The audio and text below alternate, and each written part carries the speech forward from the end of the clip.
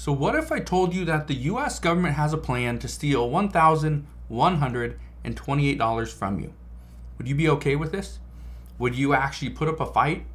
Or is this something that you've just come to expect from our government and you accept it?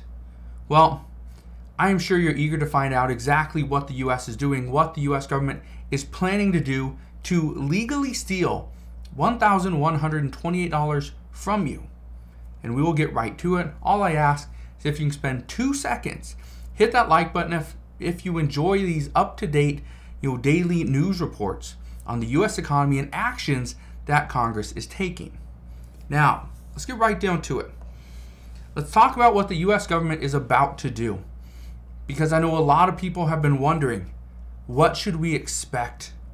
Why are there rumors that we are seeing a recession versus we are seeing a booming economy versus the stock market is in a bull market versus a bear market?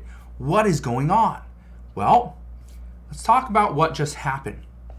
And if you remember, the US just announced recently the passing of the US debt ceiling bill. Okay, this is the Fiscal Responsibility Act. Now, inside of this bill, there were a lot of changes. And we saw some of these changes that were going to reduce government spending. But we didn't see all the changes that they were discussing. There were a lot of options on the table. However, very few actually passed. But also within that bill, there was nothing being said about increasing taxes. This is where it's actually becoming a problem, because where things are at right now is that lawmakers are discussing possible ways to reduce spending or increase taxes. One of those two. Now, if we increase taxes, that will increase revenue, but it doesn't decrease spending. But as far as our overall balance, right, and trying to budget, that works. And if Republicans, what they are doing is, let's just reduce spending, not increase taxes, because again, it would do the exact same thing. Okay? Makes sense. Now, you probably heard me say this before. I'm not the only one that says it. It was a promise by President Biden. He promised that nobody making less than $400,000 per year would pay a penny more in taxes. That was his words. That was his statement. But this is not a promise that has really been fulfilled, because we have seen taxes increase. We have seen tax credits decrease or completely expire. We've also seen the Social Security tax cap, for instance. This has increased every single year under President Biden. So right there, this promise has already been broken. And this is why some Democrats are saying that we need to just come out and raise the Social Security tax cap, because again, we've already faltered on this promise. We haven't fulfilled it. Now, reports are circulating that the US government will need to increase taxes in some way. Even the former Treasury Secretary Larry Summers, he said that the US must increase taxes in order to close the $1.4 trillion budget deficit. This is not the first time we've heard this, whether it's from the former Treasury Secretary Larry Summers. It could have been from other lawmakers. We've seen this from multiple congressional leaders over the past decade, right? But here's what we know. As of right now, the expectation is that the U.S. is going to increase taxes by about 2% next year, okay? Or within the next year. But how do they do that, okay? What exactly are they thinking? Well, it's actually quite simple. President Biden said that nobody making less than $400,000 per year would pay a penny more in taxes. And he's standing by that. He says that's something that he's never done. He has not increased taxes on anybody making less than $400,000 per year. But actually he has. But what he meant to say was that he would not raise taxes on those making less than $400,000 per year. Not that somebody making less than $400,000 per year would pay a penny more in taxes. Okay? There's a difference. Here's why. This is where things get very interesting. what Congress expects to have happen within the next year, okay, before the presidential election, is we are actually going to see a bill that would either take away tax credits, okay, and eventually take as much as 2% from people's incomes, just right from it, rip that money from you. As of right now, the median income in the United States is $56,420 per year, which comes out to $1,128 a year in lost wages. That would be 2%. Okay? Think about this. That's almost $100 a month you are going to lose. For lower income households, okay, you do not have the ability to lose $100 a month. You just can't. You cannot afford it. This is why this is extremely problematic.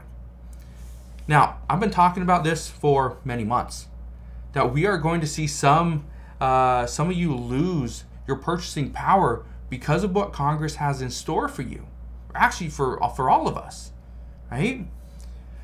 So here's what we are expecting to see. And again, things could change, but according to experts, this is what we should anticipate.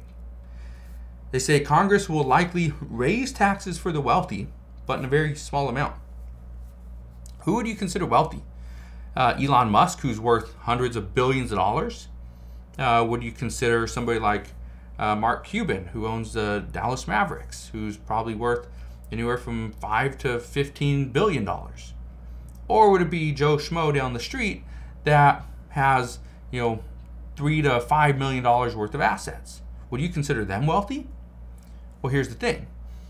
According to these reports, according to experts, they are saying that anybody that's making more than $500,000 per year would be considered wealthy. Again, it's a decent amount of people, but it's not a lot. And they're only going to increase taxes by a very small amount.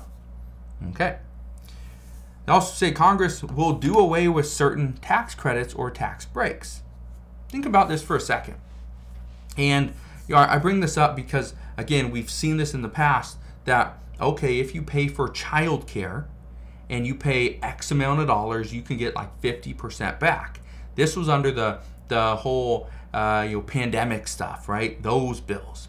That has since expired. But what are still some of the things that are out there that are benefiting our country, right? Benefiting our economy?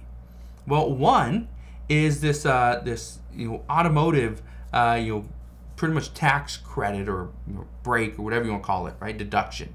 Right? I'm no tax expert, so again, just bear with me on this. But what we had before is if you bought a car that weighed more than 6,000 pounds, or mostly an SUV or a truck, right, or let's say a Hummer or something like that, you could actually deduct 100% of that vehicle within the first year, okay? And there's other stuff to it. Now they're reducing that number. So it's not 100% anymore. I believe it's like 90%, okay?